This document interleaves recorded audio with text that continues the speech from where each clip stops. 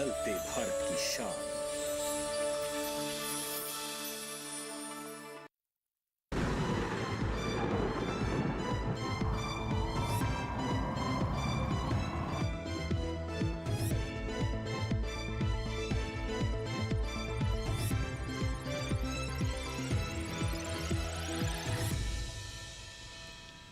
नमस्कार, आप सभी का स्वागत मौसम खबर में। मैं हूं मुकुल शर्मा। मौसम खबर में आपको बताएंगे आने वाले दिनों में कैसा रहेगा मौसम का हाल। लेकिन सबसे पहले आइए बात करते हैं मौसम की बड़ी खबरों की। क्या कुछ खास गतिविधि अलग अलग क्षेत्रों में दर्ज की जाएगी, किस तरह का अनुमान मौसम विभाग द्वारा जताया गया है, इसकी जानकारी आपको दे दें। और जो पहली बड़ी खबर की अगर बात की जाए, आप देख सकते हैं गांगे पश्चिम बंगाल से जहां 2 दिन कहीं कहीं गर्म हवाएं चलने की संभावना जताई गई है मौसम विभाग द्वारा। ओडिशा की अगर बात करें तो कुछ हिस्सों में यहाँ भी 2 दिन गर्म हवाएं चलने का अनुमान जताया गया है। जी हां, इस तरह का अनुमान यहां बना हुआ है। जबकि तटीय आंध्र प्रदेश की अगर बात की जाए तो यहां भी 2 दिन कहीं कहीं गर्म हवाएं चलने की संभावना जताई गई है। इसके साथ ही मध्य महाराष्ट्र की अगर बात करें तो कल यहां कहीं कहीं गरज के साथ तेज हवाएं चलने के आसार बनते हुए नजर आ रहे हैं। और वहीं मराठवाड़ा की भी अगर बात की जाए तो गरज के साथ यहां भी तेज हवाएं चलने की संभावना जताई गई है। अब आइए आगे बढ़ते हैं, नजर डालते हैं मौसम अलर्ट पर। क्या किसी तरह का जो अलर्ट है वो जारी किया गया है मौसम विभाग द्वारा या नहीं, इस मैप के जरिए आपको बताने की कोशिश करते हैं। और अधिकतर जगह देखिए हरा रंग आप देख पा रहे हैं, इस बात का सूचक कि इन क्षेत्रों में किसी भी तरह की कोई चेतावनी जारी नहीं की गई है। लेकिन अगर हम गांगे पश्चिम बंगाल की बात करें, मध्य महाराष्ट्र की बात की जाए, सावधान रहने की बात यहाँ कही गई है। क्योंकि ना सिर्फ जो गर्म हवाएं हैं वो यहाँ चल सकती हैं, बल्कि इसके साथ साथ गरज के साथ आपको बता दें तेज हवाएं चलने की भी संभावना जताई गई है। और जहां जहां पीला रंग आप देख पा रहे हैं, आपको बता दें इन क्षेत्रों में भी गरज के साथ तेज हवाएं चल सकती हैं। हालांकि ओडिशा और तटीय आंध्र प्रदेश की अगर बात करें तो कुछ एक क्षेत्रों में गर्म हवाएं चलने का भी अनुमान है। जबकि कर्नाटक के अलग अलग क्षेत्र और केरल में आप देख सकते हैं यहाँ भी गरज के साथ जो तेज हवाएं हैं वो चल सकती हैं। इसके अलावा विदर्भ क्षेत्र की अगर बात की जाए और मराठवाड़ा की हम बात करें, यहाँ भी लगभग यही स्थिति।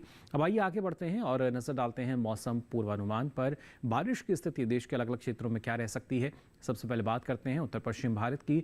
तो आप देख सकते हैं जो मैदानी क्षेत्र हैं, यानी पंजाब की बात की जाए या इसके साथ हरियाणा, राजधानी दिल्ली, उत्तर प्रदेश, यहाँ बारिश के लिहाज से मौसम साफ बना हुआ है। जबकि जो पहाड़ी क्षेत्र हैं, जम्मू कश्मीर, लेह लद्दाख, हिमाचल प्रदेश, उत्तराखंड, यहाँ पे ज़रूर कहीं कहीं बारिश की संभावना जताई गई है मौसम विभाग द्वारा। जबकि जान लिया आपने जो मैदानी क्षेत्र हैं वहाँ बारिश नहीं होगी, लेकिन जो पहाड़ी क्षेत्र हैं इनमें ज़रूर कहीं कहीं बारिश की संभावना जताई गई है।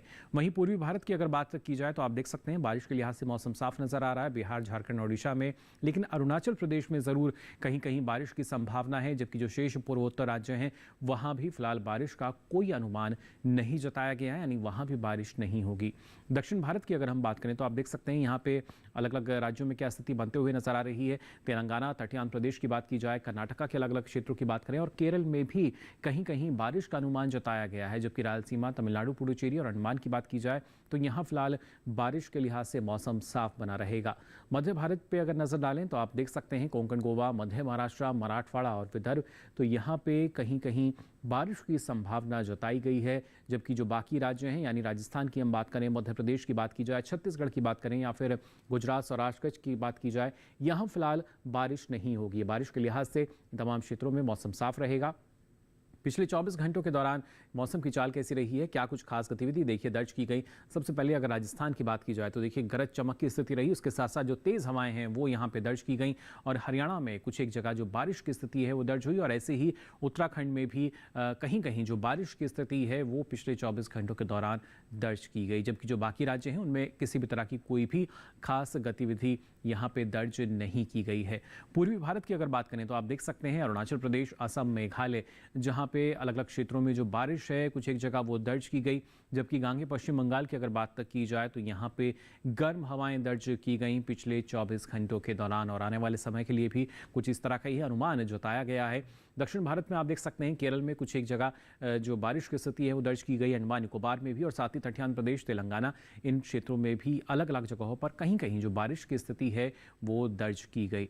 अब साथ ही अगर नज़र डालें खासतौर से मध्य महाराष्ट्र पर, वहाँ क्या स्थिति रही है। मध्य भारत की स्थिति जो है, मध्य महाराष्ट्र की हम बात करें तो गरज चमक के साथ तेज़ हवाएं यहाँ पे दर्ज की गई, जबकि मराठवाड़ा में आप देख सकते हैं कुछ एक जगह बारिश की स्थिति रही। तो पश्चिमी मध्य प्रदेश में भी कुछ एक जगह जो बारिश की स्थिति है वो दर्ज की गई, जबकि जो शेष राज्य हैं मध्य भारत के, वहाँ फिलहाल मौसम साफ दर्ज किया गया, यानी कोई भी खास गतिविधि मौसम में दर्ज नहीं की गई। तो जाना आपने क्या परिस्थितियां मौसम में फिलहाल बनते हुए नजर आई, लेकिन आने वाले समय में और क्या कुछ खास रहेगा मौसम में, इसकी जानकारी आपको देंगे। लेकिन फिलहाल रुकने एक छोटे से ब्रेक के लिए, जल्द हाजिर होंगे। आप बने रहिए दूरदर्शन किसान पर।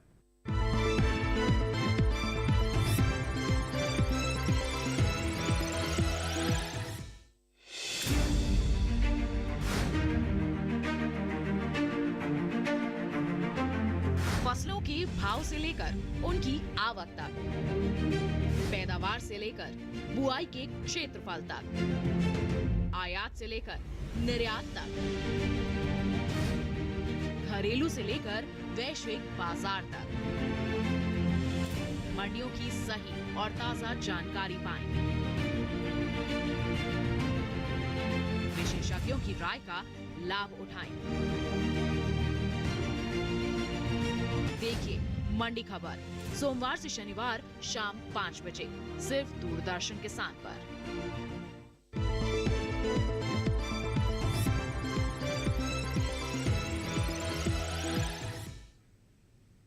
ब्रेक के बाद आप सभी का एक बार फिर स्वागत मौसम खबर में। आइए बुलेटिन में आगे बढ़ते हैं और जानकारी आपको देते हैं। जिस तरीके से लगातार मौसम में अलग अलग परिस्थितियां हमने देखी, जो बदलाव है वो देखा गया, ऐसे में जो तापमान है उसका हाल क्या दर्ज किया गया है। पहले बात करेंगे अधिकतम तापमान के हाल की। इसमें किस तरह का देखिए जो बदलाव है दर्ज किया गया। गांगी पश्चिम बंगाल, असम, मेघालय की अगर हम बात करें तो करीब 3.1 से 5 डिग्री सेल्सियस अधिक दर्ज किया गया है।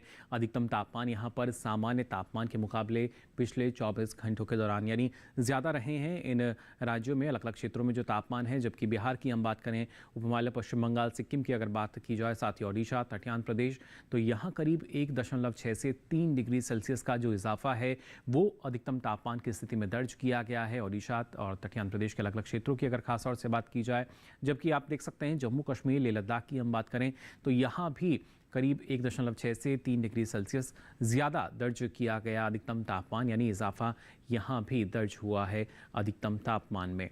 जबकि दक्षिण भारत की अगर बात करें तो आप देख सकते हैं कोंकण, गोवा और इसके साथ साथ आगे वाले जो क्षेत्र हैं केरल, तमिलनाडु, पुडुचेरी के, तो यहाँ करीब 1.6 से 3 डिग्री सेल्सियस ज़्यादा रहा है अधिकतम तापमान, यानी यहाँ भी एक इजाफा जो है वो दर्ज किया गया।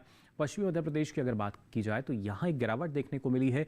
1.6 से 3 डिग्री सेल्सियस की जो कमी है वो अधिकतम तापमान में यहाँ दर्ज की गई। और इस बीच सबसे अधिक तापमान आप देख सकते हैं 2 जगह अलग अलग दर्ज हुआ है। पश्चिम मध्य प्रदेश के राजगढ़ में और ओडिशा के झारसुगुड़ा में 43 डिग्री सेल्सियस रहा अधिकतम तापमान। जी हाँ, और वहीं न्यूनतम तापमान की बात की जाए तो पंजाब, पश्चिमी राजस्थान, गुजरात की स्थिति आप देख सकते हैं करीब 3.1 से 5 डिग्री सेल्सियस ज़्यादा दर्ज किया गया है न्यूनतम तापमान इन राज्यों के अलग अलग क्षेत्रों में सामान्य तापमान के मुकाबले। और वहीं पूर्वी उत्तर प्रदेश की हम बात करें, छत्तीसगढ़ के अलग अलग क्षेत्रों की बात की जाए तो यहाँ करीब 3.1 से 5 डिग्री सेल्सियस का जो इजाफा है न्यूनतम तापमान की स्थिति में दर्ज किया गया। और वहीं मध्य महाराष्ट्र, मराठवाड़ा, विदर्भ की अगर हम बात करें तो यहाँ करीब 1.6 से 3 डिग्री सेल्सियस का जो इजाफा है वो न्यूनतम तापमान की स्थिति में दर्ज किया गया है पिछले 24 घंटों के दौरान सामान्य तापमान के मुकाबले। रायलसीमा, तमिलनाडु, पुडुचेरी यानी दक्षिण भारत के जो क्षेत्र हैं यहाँ भी एक गिरावट देखने में आई है। करीब 3.1 से 5 डिग्री सेल्सियस की जो कमी है वो न्यूनतम तापमान में दर्ज की गई है सामान्य तापमान के मुकाबले। और वहीं अगर बात की जाए खासतौर से आप देख सकते हैं हरियाणा, राजधानी दिल्ली के कुछ एक क्षेत्र और पूर्वी मध्य प्रदेश, तो यहाँ करीब 1.6 से 3 डिग्री सेल्सियस की जो कमी है वो न्यूनतम तापमान में दर्ज की गई है। और जबकि सबसे कम तापमान आप देख सकते हैं पूर्वी मध्य प्रदेश के रीवा में दर्ज हुआ और तापमान रहा 17.6 डिग्री सेल्सियस। तो जाना आपने किस तरह का बदलाव ना सिर्फ न्यूनतम तापमान बल्कि अधिकतम तापमान की स्थिति में भी दर्ज किया गया है। लेकिन देश के प्रमुख शहरों में अधिकतम और न्यूनतम तापमान का हाल क्या रहा, आइए इस पर भी डालते हैं नजर।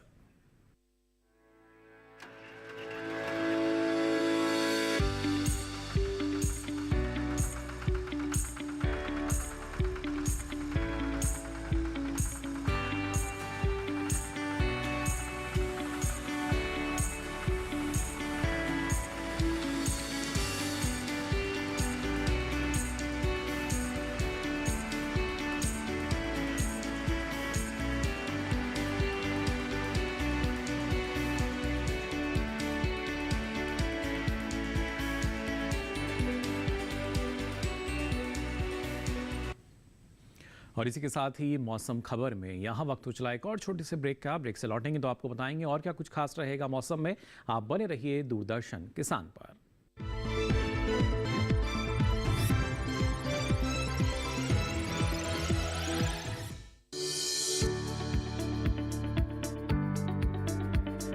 कृषि और पशुपालन है एक दूसरे के पूरक। घर आंगन से लेकर व्यावसायिक फार्म तक, मुर्गी पालन से लेकर रेगिस्तान के जहाज तक। बीमारियों से अब पशुपालक ना हो परेशान। विशेषज्ञ करेंगे आपकी समस्या का समाधान। जुड़िए हमसे, पूछिए अपने सवाल। ईमेल के जरिए भी आप हमारे साथ जुड़ सकते हैं। हमारी ईमेल आईडी है ddkisanapc@gmail.com।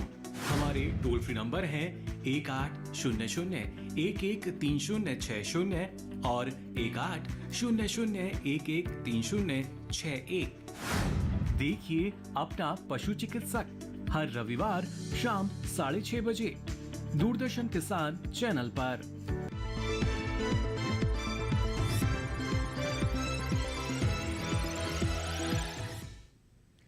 ब्रेक के बाद आप सभी का एक बार फिर स्वागत मौसम खबर में। आइए बुलेटिन में आगे बढ़ते हैं और बात करते हैं देश के प्रमुख शहरों में वायु गुणवत्ता की स्थिति क्या दर्ज की गई है गुणवत्ता सूचकांक के आधार पर। सबसे पहले बात करेंगे राजधानी दिल्ली की। आप देख सकते हैं 172 रहा गुणवत्ता सूचकांक और यहाँ पे किस श्रेणी के अंतर्गत देखिए जो वायु गुणवत्ता है वो दर्ज की गई।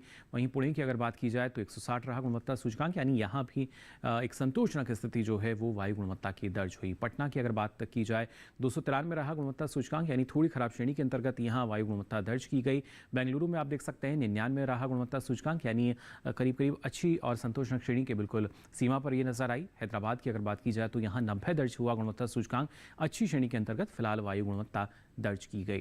कोलकाता की अगर हम बात करें आप देख सकते हैं 102 रहा गुणवत्ता सूचकांक, यानी संतोषजनक श्रेणी जो है वो यहाँ वायु गुणवत्ता की दर्ज की गई। तो मुंबई में भी संतोषजनक श्रेणी नजर आई, 119 दर्ज किया गया यहाँ पे वायु गुणवत्ता सूचकांक।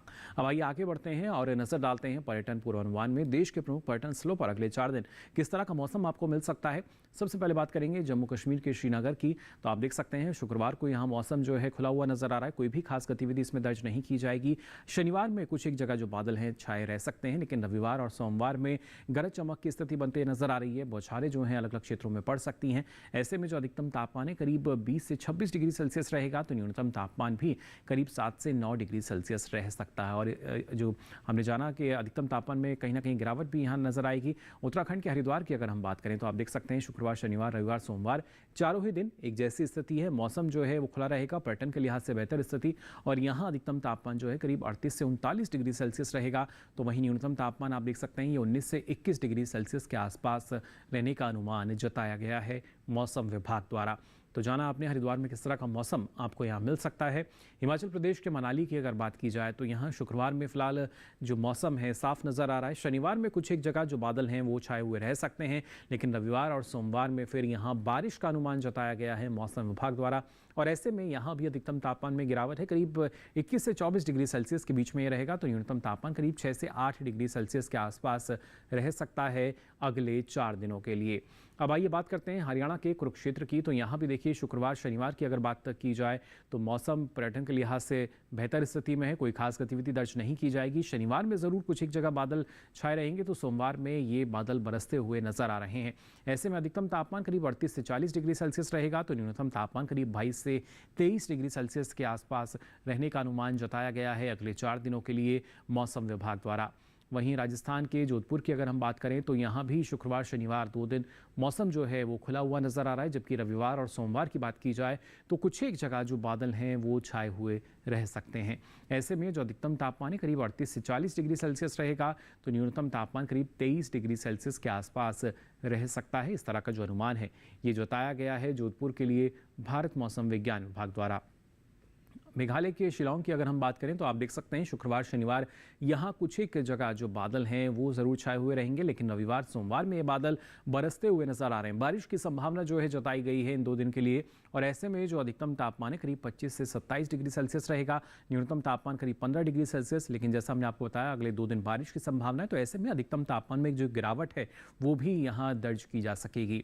अब आइए बात करते हैं पश्चिम बंगाल के जलपाईगुड़ी की। आप देख सकते हैं शुक्रवार से लेकर सोमवार तक जो मौसम है पूरी तरीके से खुला हुआ नजर आ रहा है, कोई भी खास गतिविधि इसमें दर्ज नहीं की जाएगी, और ऐसे में जो अधिकतम तापमान है करीब 36 से 38 डिग्री सेल्सियस रहेगा, तो न्यूनतम तापमान करीब 19 से 21 डिग्री सेल्सियस के आसपास बने रहेंगे आने वाले 4 दिनों के लिए। जान लिया आपने जलपाईगुड़ी में किस तरह का जो मौसम है वो आपको यहाँ मिल सकता है। कोई भी खास गतिविधि फिलहाल मौसम में यहाँ दर्ज नहीं की जाएगी।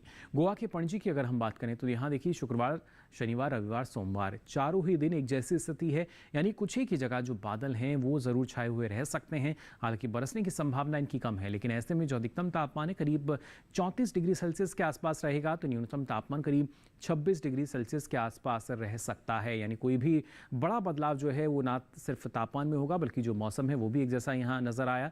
आंध्र प्रदेश के अमरावती की अगर हम बात करें तो यहाँ आप देख सकते हैं यहाँ भी चारों दिन लगातार कुछ एक जगह जो बादल हैं वो छाए रह सकते हैं, हालांकि दूसरे हिस्सों में मौसम साफ भी रहेगा, और ऐसे में जो अधिकतम तापमान है करीब 40 से 42 डिग्री सेल्सियस तक ये पहुंचेगा, और न्यूनतम तापमान करीब 25 से 26 डिग्री सेल्सियस रह सकता है। हालांकि यहाँ भी अधिकतम तापमान में गिरावट जो है वो दर्ज की जाएगी अगले 4 दिनों के दौरान। अब आइए आगे बढ़ते हैं और बात करते हैं इस मौसम को ध्यान में रखते हुए हमारे जो किसान हैं वो फिलहाल अलग अलग क्षेत्रों में कौन कौन से कृषि कार्य कर सकते हैं, जान लेते हैं इस रिपोर्ट में। दक्षिणी बिहार के जलोढ़ इलाके में इस समय कहीं कहीं तेज हवाएं चल सकती हैं। ऐसे में यहाँ किसान खेतों में छिड़काव करते समय विशेष ध्यान रखें। इसके साथ ही यहाँ अधिकतम तापमान में बढ़ोतरी भी हो सकती है। इसको ध्यान में रखते हुए किसान खेतों में नमी बनाए रखें। नमी बनाए रखने के लिए पराली जैसी चीजों से मल्चिंग करें। इसके अलावा यहाँ मवेशियों को भी गर्मी से बचाने के लिए छायादार जगह पर रखें और उन्हें पर्याप्त पानी दें। दक्षिणी बिहार के जलोढ़ इलाके में ही किसान जल्द से जल्द गेहूं की कटाई कर लें। यहीं तेज हवाओं से आम को गिरने से बचाने के लिए बागों में नमी बनाए रखें। दक्षिणी बिहार में ये मौसम मूंग और मक्के की बुआई के लिए अनुकूल है। इसके अलावा यहाँ किसान फ्रेंच बीन, चौलाई, लोबिया, भिंडी, लौकी, खीरा, तोरी और मूली की सीधी बुआई कर सकते हैं। वहीं उत्तरी बिहार के जलोढ़ इलाके में किसान इस समय मक्के में कीटों की निगरानी करते रहें। इसके साथ ही यहाँ जल्द से जल्द गेहूं की कटाई करें और गहाई के बाद उनका भंडारण करें। उत्तरी बिहार में किसान मूंग में हल्की सिंचाई करें। इसके अलावा सब्जियों को कीटों से बचाएं। उत्तर पश्चिम बिहार के जलोढ़ इलाके में किसान मौसम को देखते हुए जल्द से जल्द गेहूं की कटाई करें। कटाई के बाद गहाई करके भंडारण करें। इसके अलावा यहाँ मूंग और उड़द की बुआई कर लें। उत्तर पश्चिम बिहार में भी इस समय प्याज, लौकी, तोरी, कद्दू, खीरा और भिंडी में निराई गुड़ाई करें। इसके साथ ही इसको कीटों से बचाएं। तो जाना आपने कौन कौन से कृषि कार्य अभी फिलहाल जो किसान हैं वो कर सकते हैं, और इस मौसम में हम देखते हैं किसान जो हैं बेल वाली सब्जियां लगाते हैं। आज की फसल में आइए आपको जानकारी देते हैं करेले की खेती के बारे में। जी हाँ, जो कि शामिल है बेल वाली सब्जियों में ही। किस तरीके से आप इसकी खेती कर सकते हैं, कौन सी इसकी उन्नत किस्में हैं और किन बातों का ख्याल आपको रखना होगा, आइए जान लेते हैं ये सारी जानकारी हमारी इस खास रिपोर्ट में।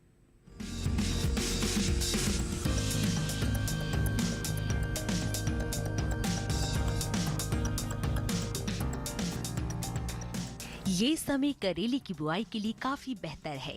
करेले की बुआई के लिए 1 हेक्टेयर के लिए 5 से 6 किलो बीज पर्याप्त है। बुआई करते समय ध्यान रखें कि पंक्ति से पंक्ति की दूरी 120 सेंटीमीटर और पौध से पौध की दूरी 60 सेंटीमीटर रखें। किसान करेले की कई किस्मों की बुआई कर सकते हैं, जैसे पूसा विशेष करेले की इस किस्म की बुआई उत्तरी भारत के मैदानी क्षेत्रों, खासकर हरियाणा और दिल्ली में की जा सकती है। इस किस्म की 1 हेक्टेयर में 150 क्विंटल तक पैदावार ले सकते हैं। इसका फल मोटा, मध्यम लंबाई वाला और चमकदार व हरा होता है। इसके अलावा पूसा औषधि सिलेक्शन 1 किस्म भी लगाई जा सकती है। ये किस्म राजस्थान, गुजरात, हरियाणा और दिल्ली में लगाने के लिए उपयुक्त है। 1 हेक्टेयर में 198 क्विंटल पैदावार ली जा सकती है। इसका फल हल्के हरे रंग का और मध्यम लंबाई वाला होता है। किसान करेले की पूसा हाइब्रिड 1 की बुआई भी कर सकते हैं। उत्तरी भारत के मैदानी इलाकों में इसकी बुआई की जा सकती है। 1 हेक्टेयर में 200 क्विंटल तक की पैदावार ली जा सकती है। इसका फल मध्यम लंबाई और मध्यम मोटाई वाला होता है। इनके अलावा किसान पूसा हाइब्रिड 2 की भी बुआई कर सकते हैं। करेले की इस किस्म की बुआई पंजाब, उत्तर प्रदेश, बिहार, झारखंड, छत्तीसगढ़, ओडिशा, राजस्थान, गुजरात, हरियाणा और दिल्ली में की जा सकती है। 1 हेक्टेयर में 180 क्विंटल तक फसल ली जा सकती है। इसका फल गहरा हरा, मध्यम लंबाई और मध्यम मोटाई वाला होता है। अगर सिंचाई की बात करें तो करेले की फसल में गर्मी के मौसम में 5 से 6 दिनों के अंतराल पर सिंचाई करें।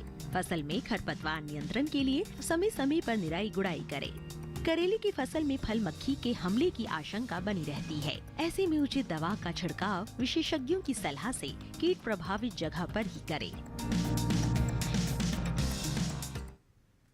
तो जाना आपने कैसे उन्नत ढंग से आप इसकी खेती कर सकते हैं, लेकिन जानकारी का होना बेहद ज़रूरी। और आपको बता दें, अब ये सारी जानकारी अगर आप फिर से देखना चाहते हैं तो आपकी टीवी स्क्रीन पर जो QR कोड दिखाया जा रहा है, इसे आप स्कैन करें, जिसके बाद आप पहुंचेंगे हमारे YouTube चैनल पर और यहाँ मौसम खबर के साथ ये सारी जानकारी अब आप कभी भी कहीं भी ले सकेंगे। तो फिलहाल के लिए इस बुलेटिन में बस इतना ही। मौसम की ताज़ा जानकारियों के साथ फिर होंगे हाजिर, तब तक के लिए दीजिए इजाज़त। नमस्कार।